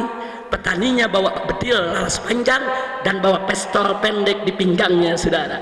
Petani bawa pacul, bukan bawa pistol, saudara. Itu patung PKI yang dibuat di zaman Bung Karno sebagai lambang kejayaan PKI. Sampai hari ini patung itu masih tetap bercokol di Jakarta, saudara. Jadi kita bicara ada fakta, kita nggak bicara konon katanya, saudara. Buka sejarah, saudara. Lalu apa yang terjadi? GPII, Gerakan Pemuda Islam Indonesia, saudara, tidak terima, saudara, adanya angkatan kelima, karena itu angkatan PKI. Akhirnya PKI marah, tekan Bung Karno, GPII dibubarkan, saudara. Jadi ulama minta PKI yang dibubarin ke Bung Karno, bukan PKI. Masyumi, GPII, saudara, nggak sampai di situ, saudara. Bahkan di awal tahun 1964, Partai Murba itu partainya mantan-mantan PKI, sudah. Dulu mereka ikut PKI, setelah mereka lihat kelikikan PKI, kejahatan PKI, mereka keluar. Mereka bikin partai baru namanya Murba. Murba itu adalah musyawarah rakyat banyak, saudara. Disingkat Murba. Murba memberitahu kepada Presiden Soekarno, hati-hati angkatan kelima PKI untuk kudeta, untuk berontak. Supaya Bung Karno menolak, membatalkan itu program. Bung Karno nggak mau tahu. Akhirnya Partai Murba dibubarkan juga. PKI senang, saudara. Tahun 65 ini bagian akhir, saudara. Masuk tahun sebelum tahun 65, saudara. Begitu Masumi dibubarkan, kemudian GPII dibubarkan, Murba dibubarkan, banyak ulama protes saudara, tahun 63 64. Ulama protes rame-rame. PKI tekan Bung Karno, tangkap itu semua kiai yang protes, dan akhirnya kiai-kiai ditangkepi saudara. Almarhum Buya Hamka ditangkap, Mawardi Nur ditangkap, Kiai Haji Iskandar Soleh ditangkap saudara, Kiai Haji Yunan Helmi Nasution pimpinan Al-Wasiliyah saudara juga ditangkap saudara. Hampir 30 kiai di Jakarta semua ditangkap oleh Bung Karno dan dijebloskan ke penjara. Saat itu saudara PKI melihat musuh-musuhnya udah bubar, Masumi sudah bubar, GPII sudah bubar, PSI bubar saudara, Murba bubar saudara, kiai-kiai udah banyak ditangkap saudara. Bagi PKI tinggal satu musuhnya, tentara saudara. Bagaimana cara menghabisi tentara? Bunuh jenderal-jenderalnya saudara. Kalau jenderal-jenderalnya dibunuh, tentara akan kucar-kacir berantakan saudara. Itulah sebabnya di bulan Juli tahun 1965 PKI dengan izin presiden mendatangkan 2000 pemuda dari berbagai daerah kumpul di Jakarta, masuk ke Halim Perdana Kusuma, base campnya. Mereka latihan perang saudara, resmi latihan bagaimana lempar granat, bagaimana merakit senjata, bagaimana cara menembak, bagaimana strategi perang saudara. Ya, ulama protes, kiai protes, NU protes, Muhammadiyah protes, tidak didengar oleh Bung Karno. Saat itu NU dan Muhammadiyah masih mengambil sikap saudara arif dan bijak, menasehati presiden. Belum, NU belum marah saudara, belum. Emang orang kalem kalau marah gawat saudara. NU belum marah saudara, masih kalem, masih meneliti ini ada apa nih di negeri model begini ini. Akhirnya saudara tanggal 30 September 7 jenderal diculik dari rumahnya oleh PKI untuk dibunuh. Hanya satu yang selamat, yaitu Jenderal Abdul Haris Nasution. Itu pun anaknya tertembak mati yang berusia 5 tahun, Ade Irma Suryani Nasution saudara. Yang lain berhasil ditangkap, diseret, dibawa saudara ke Halim Perdana Kusuma, disiksa, dibunuh, mayatnya dikeburkan dalam lubang buaya saudara. Setelah itu saudara, besok paginya Radio Republik Indonesia dikuasai oleh PKI. PKI mengumumkan lewat radio ke seluruh Indonesia bahwa Dewan Jenderal ingin kudeta, ingin menghabisi Soekarno. Kami tangkap, kami lawan, dan kami berhasil. Kini yang berkuasa di Indonesia adalah Dewan Revolusi Baru di bawah pimpinan Soekarno. Mereka sengaja pakai nama Soekarno supaya rakyat nggak berontak saudara, supaya rakyat percaya kalau jenderal-jenderal tadi ingin berontak saudara. Kalau jenderal-jenderal tadi ingin berontak, mestinya ditangkapnya bukan di rumahnya lagi tidur saudara, mestinya mereka lagi rapat digerebek saudara. Licik, pendusta, penipu saudara. Tapi di hari yang sama tanggal 1 Oktober itu saudara, Jenderal Abdul Haris Nasution dalam keadaan shock, dalam keadaan luka, kakinya tidak bisa jalan, dia kumpulkan para jenderal yang tersisa, termasuk Sarwo Edi, begitu juga Letjen Soeharto saudara. Semua mereka kumpulkan, diperintahkan oleh Jenderal Abdul Haris Nasution. Negara harus diselamatkan, negara nggak boleh diambil oleh PKI, ini berbahaya.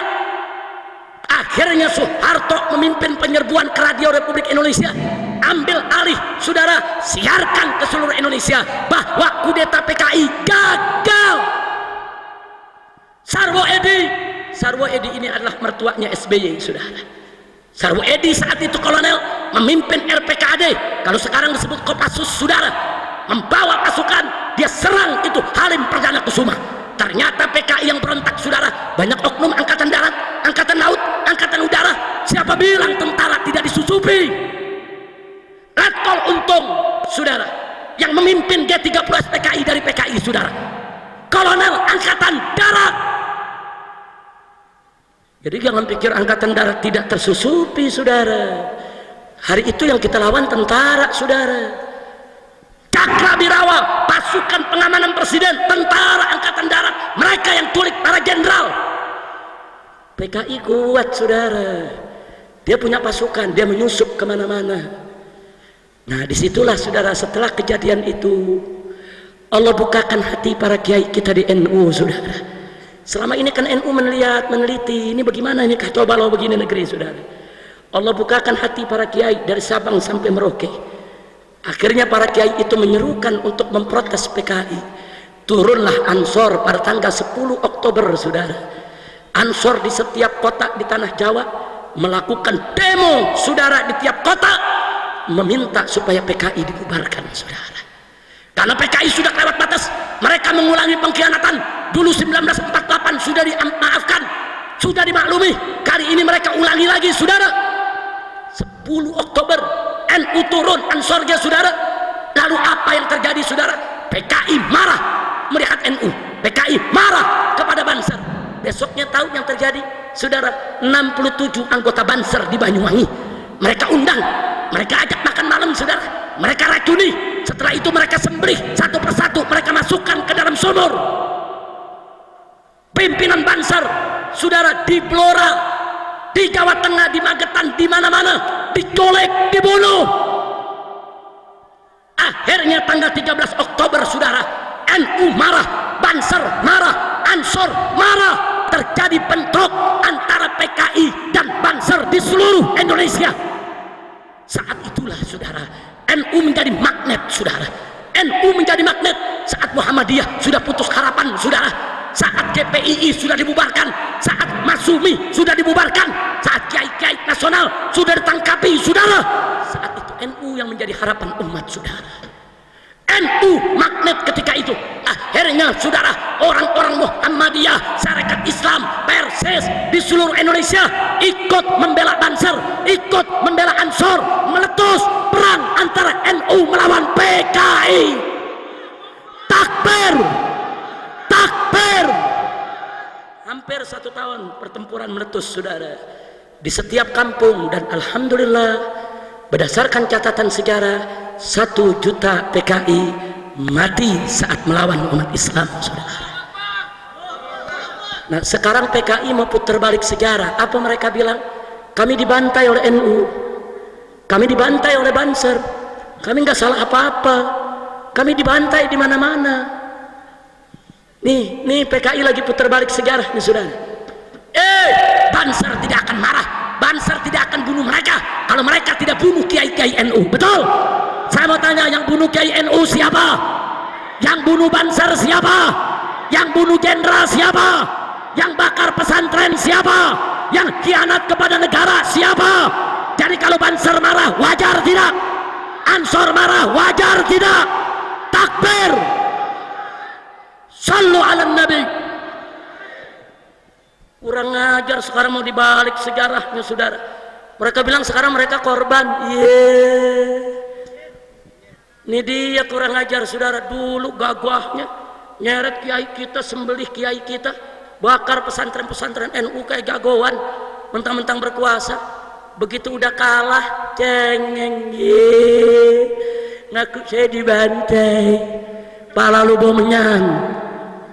Kurang ajar, saudara. Kira-kira jelas tidak? Jelas tidak? Nah, sekarang saya mau tanya, Anda yang ambil kesimpulan, saudara. Setelah Anda lihat begitu sejarah PKI, saya tanya, kalau gitu PKI jawab yang keempat. PKI ini pahlawan atau bajingan? Jawab yang keempat, pahlawan atau bajingan? Pejuang atau pecundang? Siapa yang bunuh kiai? Siapa yang bunuh kiai? Siapa yang bakar pesantren? Siapa yang bantai NU? Siapa yang khianat kepada negara? Kalau begitu saya mau tanya, apa pantas presiden minta maaf kepada PKI? Kurang ajar presiden meminta maaf ke PKI. Saudara, apa maksudnya? Maka itu, saudara, saya mau serukan kepada umat Islam. Sampai hari ini kita masih berhasil menekan presiden untuk tidak minta maaf kepada PKI. Sampai hari ini. Setelah kami turun pada Tauhid di Jakarta, saya diundang oleh Menko Polhukam Luhut Panjaitan. Saudara, beliau ingin menenangkan saya dengan menjamin presiden tidak akan minta maaf kepada PKI. Saya katakan, apa jaminannya? Siapa yang bisa menjamin kalau presiden tidak minta maaf kepada PKI? Maka itu kita sampaikan kepada Menko Polhukam, kalau presiden sampai minta maaf kepada PKI, saya yang pertama kali akan teriakkan kepada rakyat Indonesia, turun ke jalan, turunkan Jokowi dari jabatan presiden. Takbir! Takbir! Saya mau tanya semua yang ada di sini, siap bela ulama? Siap bela kiai? Siap bela NU? Siap bela Banser? Siap bela NKRI? Siap ganyang PKI? Takbir! Kalau Jokowi sampai minta maaf kepada PKI, saudara, kita minta kepada umat Islam dimanapun anda berada, NU-nya, Muhammadiyahnya, Wasliyahnya, dan seluruh ormasnya dan komponennya, saudara, kita turun ke jalanan, turunkan Jokowi dari jabatan presiden, saudara. Setuju tidak? Takbir! Dan ganti namanya jadi Jokodok. Ganti namanya jadi Jokodok, saudara. Jangan takut, saudara. Enggak. Ini gara-gara dari bulan Januari sampai hari ini terus saya ceramah begini di mana tempat, saudara, pemerintah mau buat undang-undang lagi penghinaan kepada presiden supaya bisa ditangkap. Dulu tahun 2003 saya ditangkap dengan undang-undang penghinaan kepada presiden, saudara. Tapi tahun 2005 setelah kita keluar, rame-rame dengan ormas hitam kita tuntut itu undang-undang, itu pasal ke Mahkamah Konstitusi dan sudah dibatalkan, sudah, sehingga nggak ada lagi pasal penghinaan presiden. Nah, karena sekarang Jokowi di mana-mana disebut Jokodok, ini dianggap menghina presiden, maka presiden minta supaya undang-undang tadi dihidupkan kembali, supaya dia gampang nangkep Habib, gampang nangkep Kiai lagi, saudara. Tunggu dulu. Nah, setelah mereka gagal, ditolak oleh DPR, sekarang Kapolri mengeluarkan surat tentang hate speech, pernyataan kebencian, saudara, supaya polisi bisa tangkap siapa saja yang hina presiden. Kadal kebon. Saya tanya, takut jangan? Takut jangan? Takbir! Jangan takut. Ini yang hak harus disuarakan, saudara.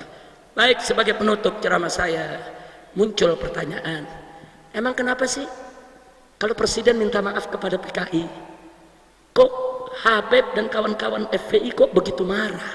Ada apa sih? Jawab jangan. Kapan? Tahun depan aja, biar diundang lagi. Udah sejam lebih nih. Nggak apa-apa, saya kira mah udah 1,5 jam ini. Lanjut, ente lanjut, mulut anu udah berbusa. Baik, singkat saja, perhatikan baik-baik. Kenapa kami menolak keras presiden minta maaf kepada PKI? Saudara, memang memaafkan itu ajaran Islam.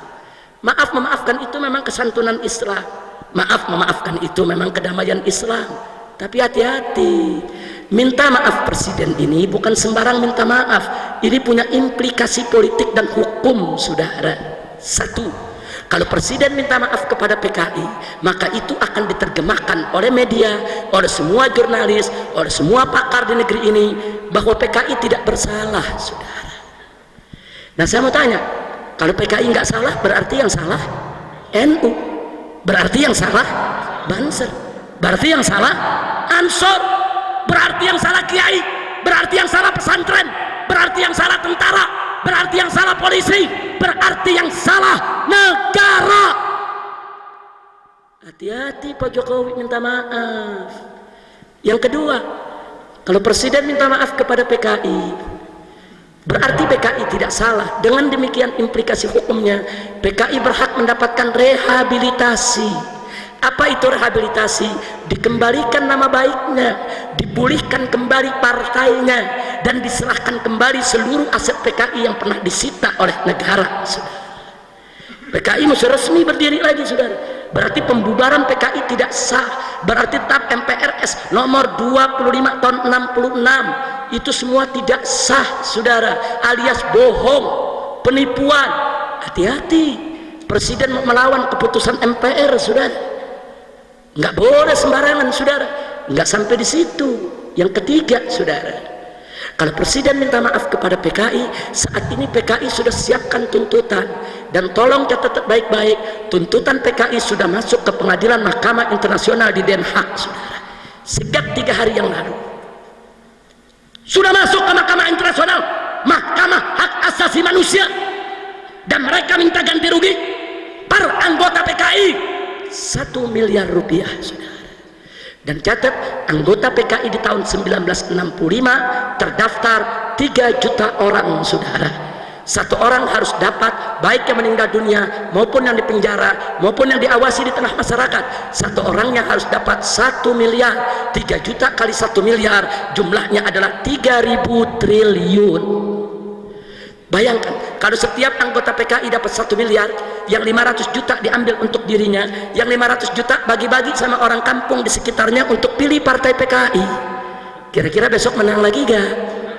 Jujur, di negara kita ini rakyat yang masih bisa dibeli suaranya banyak tidak? Jujur, banyak tidak? Banyak tidak? Hati-hati Bapak Presiden meminta maaf kepada PKI. Enggak sampai di situ, saudara.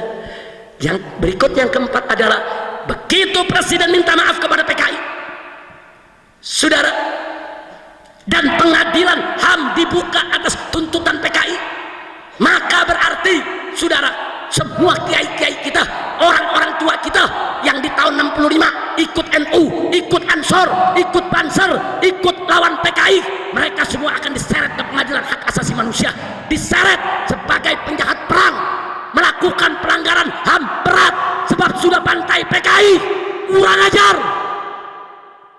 Berarti hari ini kiai-kiai kita, sepuh-sepuh kita, kiai di Tebu Ireng, kiai di Jombang sana, kiai di Lirboyo, kiai di Sidagiri, saudara, kiai di Krapyak Jogja, kiai di Rembang, saudara, di mana-mana kiai-kiai NU, saudara, yang hari ini usia mereka sudah 70 tahun. Tanya mereka, dulu tahun 65 mereka komandan Banser, dulu tahun 65 mereka pimpinan cabang ranting daripada GP Ansor, dulu tahun 65 mereka ikut perang melawan PKI, saudara.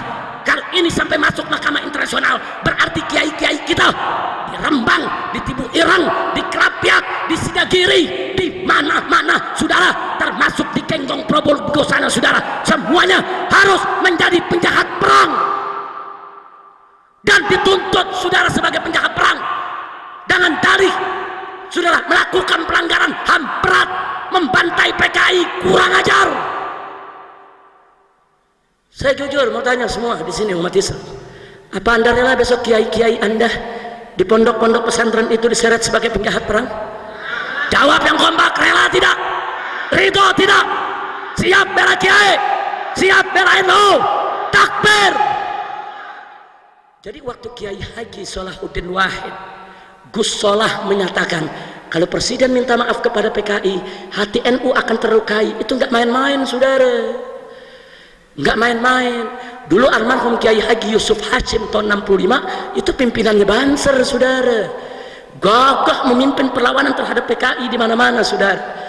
Dan tentara negara ini harus bersyukur kalau hari itu NU tidak melakukan perlawanan terhadap PKI. Siapa yang melawan, saudara?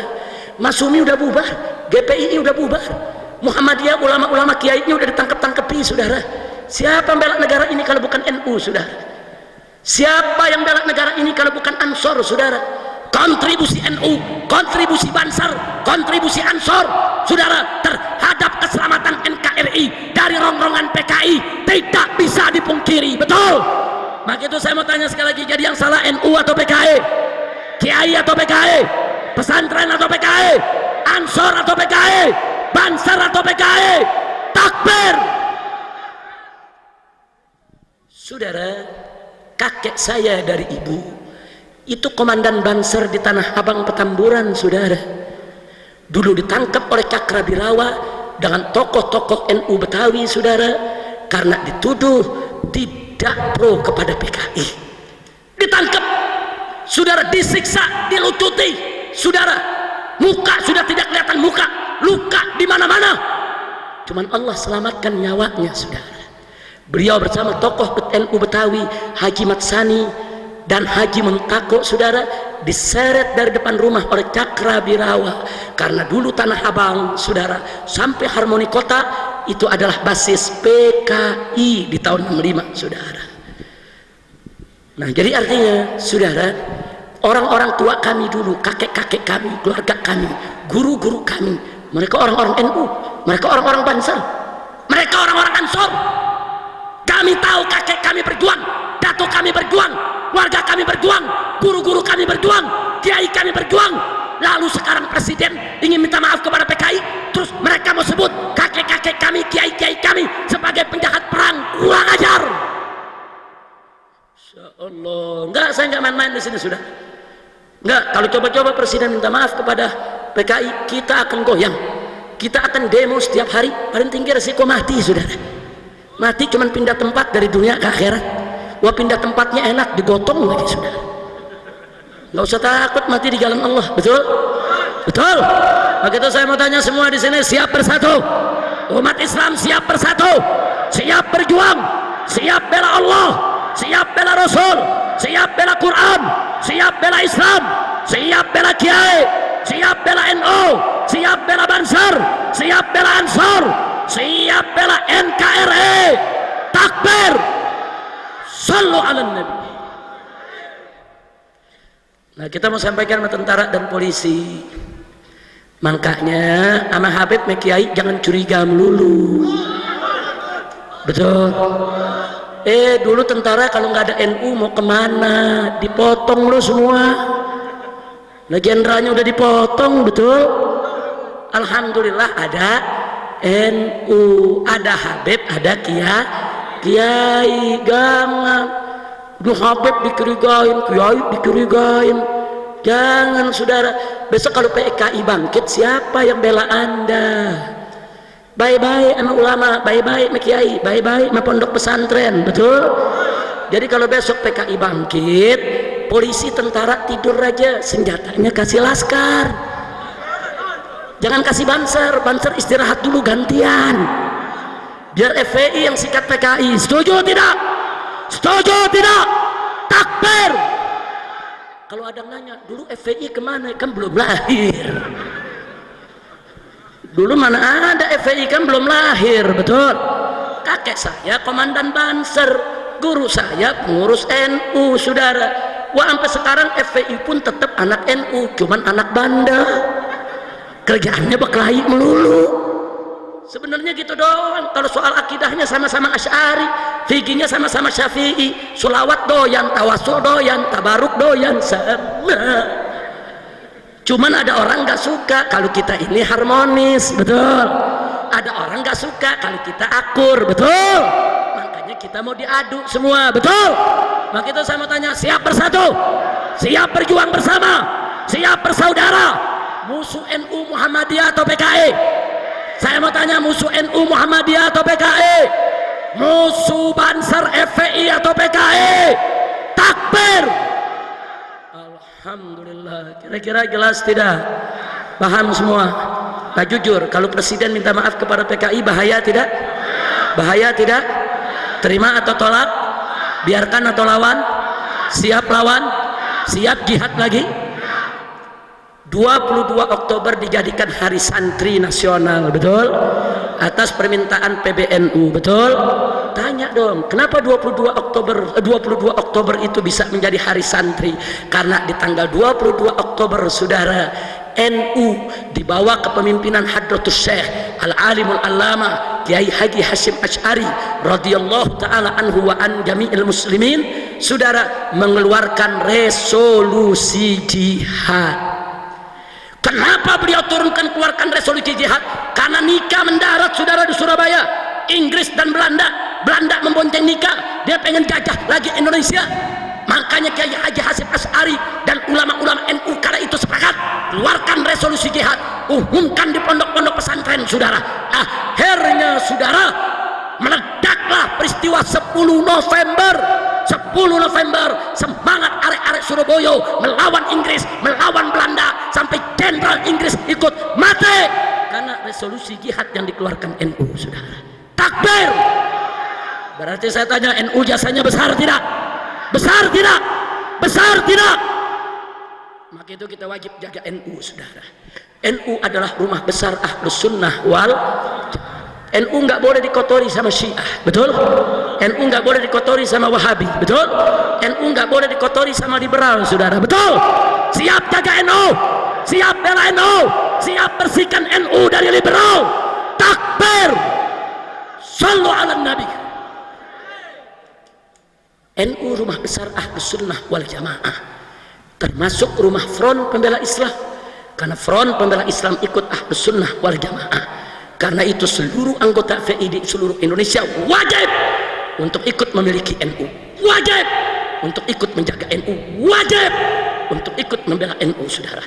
NU rumah besar Ahlus Sunnah wal Jamaah yang didirikan oleh Hadratus Syekh Al-Alimul Allamah Kiai Haji Hasyim Asy'ari atas dasar akidah Asy'ariyah dan fikih Imam Syafi'i, saudara. Tidak boleh dirubah, tidak boleh dikotori mau dengan Syiah, dengan Wahabi, dengan liberal, tidak boleh. NU harus tetap menjadi rumah besar Ahlus Sunnah wal Jamaah. Setuju tidak? Setuju tidak? Nah, jadi sampai di sini ceramah saya mau tanya, kalau gitu NU Ansor Banser jasanya besar tidak buat negara? Jasanya besar tidak lawan PKI? Jadi kalau Presiden Jokowi coba-coba membela PKI, saudara, langkai dulu mayat NU, betul? Dan sebelum langkai mayat NU, langkai dulu mayat FPI. Nah, langkai dulu anaknya, lu jangan lawan bapaknya, gua colok. Lawan sini anaknya dulu. Setuju? Setuju? Ini dia nih repotnya, punya presiden tukang mebel begini nih. Bukan dia urusin negara, urusin minta maaf sama PKI. Urusin tuh asap-asap di Sumatera, asap. Urusin asap, urusin tuh pengangguran banyak, urusin tuh sembako pada naik di mana-mana, urusin tuh desa-desa. Yang diurusin minta maaf sama PKI. Kutil babi. Akhirnya kita mohon kepada Allah, mohon kepada Allah bibarakatil Fatihah wa mu'jizatil Fatihah, agar Bapak Presiden Republik Indonesia Joko Widodo dapat taufik dan hidayah, sehingga tidak minta maaf kepada PKI dan umat Islam di Indonesia, khususnya NU dan seluruh Ahlus Sunnah wal Jamaah dikuatkan, diberikan kemenangan oleh Allah Subhanahu wa taala. Ala hadhihi niyyah wa likulli niyatin salihah wa ila hadratin nabiyil mustafa sallallahu alaihi wasallam bisiril Fatihah.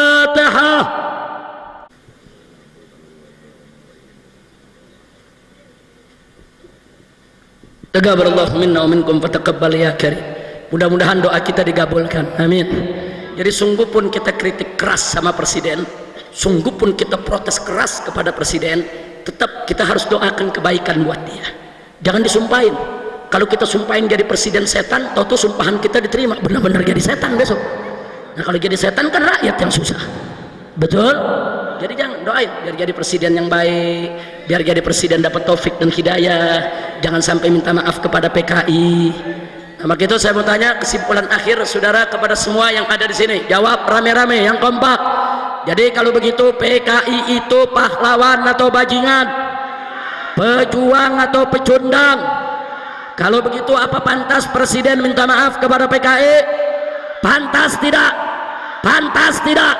Kalau presiden minta maaf kepada PKI, kita terima atau tolak? Biarkan atau lawan? Siap turunkan presiden? Takbir, sallu ala nabi. Siap bersatu, siap bersaudara. Takbir, sallu ala nabi. Nah, sampai di sini ceramah saya pada malam hari ini. Besok pagi insya Allah saya akan hadir dalam acara haul Kiai Haji Armiyah di Cikura. Nah insya Allah acara haul macam ini perlu kita datang. Ingatnya semuanya warga NU, sebab haul itu saudara sebagai bukti tanda cinta kita kepada ulama, sekaligus bentuk terima kasih kita kepada ulama yang telah berjuang mendahului kita, betul? Juga sekaligus sebagai volume silaturahmi antara kita dengan para ulama, betul? Dan sekaligus saudara kita bisa ngalap berkah tabarukan. Kalau Wahabi nggak percaya tabaruk, masa bodoh amat, emang gue pikirin. Kita bukan Wahabi, betul? Betul? Datang tabarukan sudah.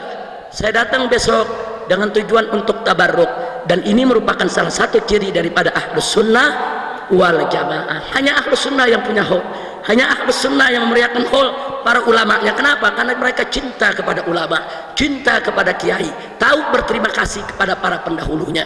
Dan Kiai Haji Arnia selama hidupnya, beliau adalah pendidik, beliau adalah guru, beliau adalah pejuang, beliau adalah benteng Ahlus Sunnah wal Jamaah. Mudah-mudahan besok kita bisa ketemu lagi. Amin.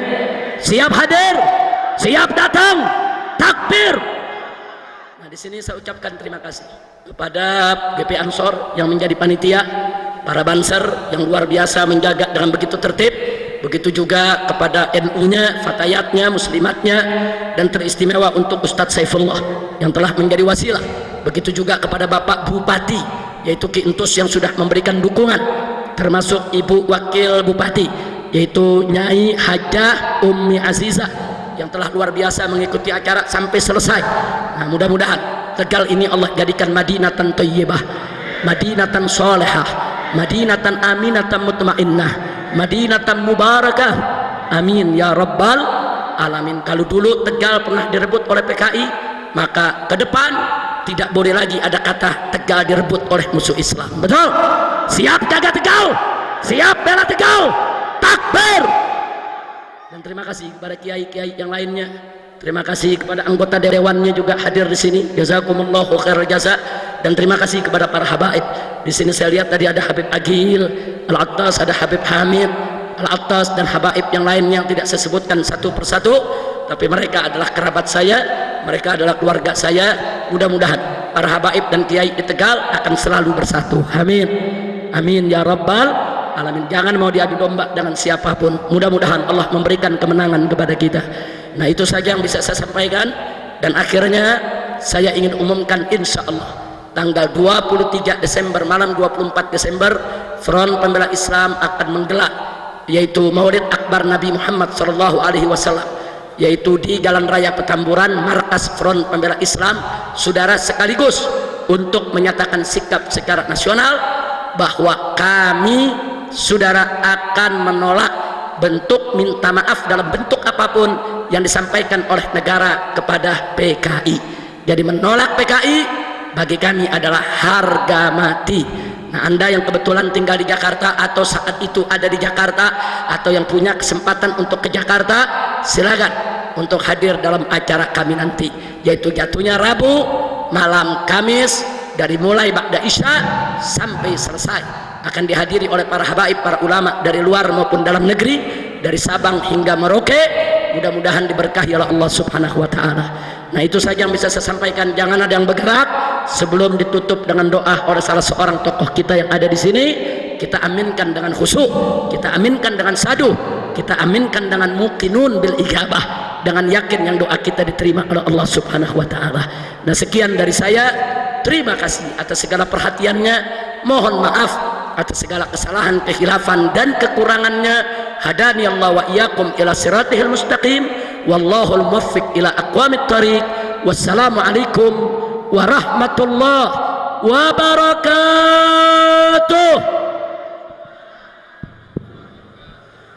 Kepada Al-Habib Dr. Muhammad Rizik Syihab LCMA yang telah memberikan mawaddah hasanah sekaligus juga nasihatnya. Rahim, alhamdulillah rabbil alamin, hamdan yuafi ni'amahu wa yukafi mazidah. Ya Rabbana lakal hamdu kama yanbaghi li jalali wajhika wa 'azimi sultanik. Subhanaka la nuhsi sana'an 'alaika ma asnaita 'ala nafsik, falakal hamdu hatta tarda wa lakal hamdu idza radita wa lakal hamdu ba'da ridha. Allahumma shalli wa sallim 'ala sayyidina Muhammadin fil awwalin wa salli wa sallim 'ala sayyidina Muhammadin fil akhirin. Salli wa sallim 'ala sayyidina Muhammadin fi kulli waqtin wa hin. Salli wa sallim 'ala sayyidina Muhammadin في الملأ الأعلى إلى يوم الدين. صل وسلم على سيدنا محمد حتى ترث الأرض من عليها وأنت خير الوارثين. اللهم إنا نستغفرك ونستودعك أدياننا وأبداننا وأنفسنا وأموالنا وأهلنا وكل شيء أعطيتنا. اللهم اجعلنا وإياهم في كنافك وأمانك وأيادك وجوارك من كل شيطان مريض وجبار عنيد وذي عين وذي بغي وذي حسد ومن شر كل ذي شر، إنك على كل شيء قدير.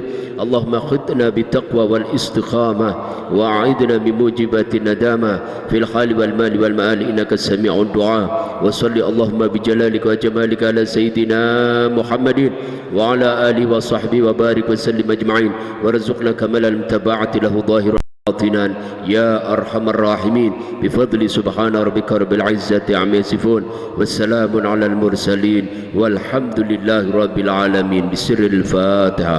kurang lebihnya mohon maaf. Subhanakallahumma wa bihamdika asyhadu an la ilaha illa anta astaghfiruka wa atubu ilaik. Assalamualaikum warahmatullahi wabarakatuh. Allahumma shalli ala sayyidina Muhammad.